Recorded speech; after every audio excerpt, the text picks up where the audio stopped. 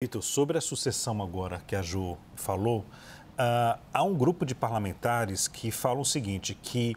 todas essas medidas contrárias ao Supremo Tribunal Federal, esse pacote vai ser negociado justamente na sucessão do presidente do Senado e da Câmara, né, para poder garantir ou não votos a eles. Ou seja, a proposta é, se o candidato à presidência, à mesa da Câmara e do Senado, garantir que vai colocar em votação as matérias da oposição, esse candidato terá voto da direita, é isso? É isso, Leandro, mas há também um certo temor de que o Congresso não quer comprar uma briga tão expressa, e o Congresso, especificamente o Senado, não quer comprar uma briga tão expressa com o Judiciário. Isso porque é evidente, né, diversos parlamentares, inclusive do campo da direita, na esteira, inclusive, dessas investigações que atingem bolsonaristas, né, muitas delas nas mãos de Alexandre de Moraes, têm um certo temor de que qualquer movimento, né,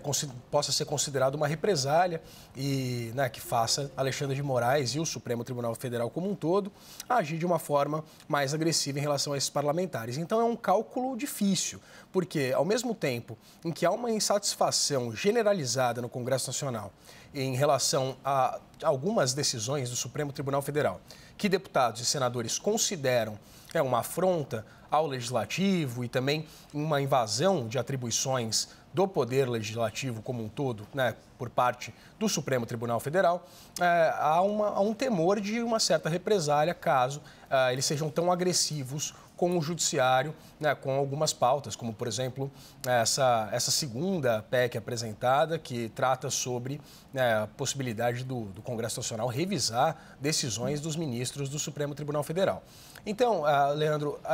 a poeira, né, a temperatura baixou um pouco desde a decisão monocrática de Flávio Dino, que foi referendada e ratificada pelo plenário do Supremo, né, por unanimidade, inclusive, em relação às emendas, mas desde aquela conversa, né, desde aquela articulação entre os três poderes, né, da reunião, inclusive, da qual participou o ministro Rui Costa, participaram também os presidentes da Câmara e do Senado, Arthur Lira e Rodrigo Pacheco, e também Luiz Roberto Barroso, do Supremo Tribunal Federal. Desde então, desde a costura de um acordo envolvendo as emendas impositivas, né, todos concordaram ali que era necessário, sim, dar mais transparência, mas, claro, né, os representantes do Legislativo reclamando exatamente, né, da necessidade de terem uma celeridade em relação à distribuição dessas emendas. Enfim, desenhou-se ali esse acordo, né, esse meio termo capitaneado tanto pelo Supremo Tribunal Federal quanto pelo governo federal, e desde então a temperatura baixou. O que fez, na verdade, Arthur Lira recuar em relação à celeridade dessas duas propostas, né? Principalmente essas duas PECs, né, que envolvem uma limitação de poderes do Supremo. Porém, na CCJ, né, a gente vê que a deputada Carolina Detoni, né, uma das principais aliadas ali na Câmara dos Deputados de Jair Bolsonaro, fez essa distribuição de relatoria também para dois aliados do ex-presidente, né, aliados, inclusive, bastante representativos do campo da direita, mas essa sinalização, né, essa força e esse andamento dessas pautas deve ficar, nesse momento, restrito à CCJ, né, a velocidade desse processo, porque no plenário da Câmara, a gente sabe, ainda demoraria para chegar, mas no plenário da Câmara, por enquanto, né, a temperatura baixou e, apesar, é evidente, dessa tensão ser permanente, o momento, ele não pede mais a celeridade dessa resposta de Arthur Lira ao Supremo, Leandro.